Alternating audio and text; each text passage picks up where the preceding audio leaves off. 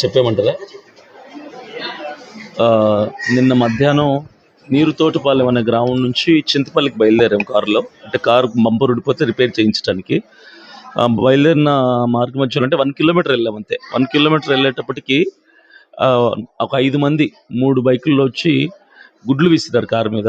విసరగానే నేను కార్ని right side loop line ఒకటి ఉంటే అట్లా టర్న్ తీసుకున్నాక వాళ్ళు ఆగిపోతారేమో అనుకున్నాను, కానీ ఇమీడియట్గా వాళ్ళు రాళ్ళు తీసుకొని కారు మీద విసరంతో అద్దాలు పగిలిపోతున్నాయి.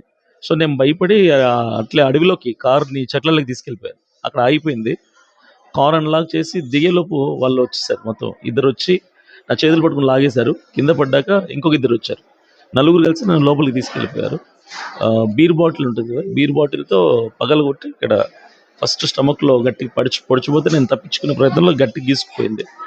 తర్వాత మా వాళ్ళు గట్టి అరిచాడు నాతో ఉన్న అతను. అరిసరికి పరిగెట్టుకుని వెళ్ళిపోయి మరలా వచ్చి కొడితే నేను కింద పడ్డాను.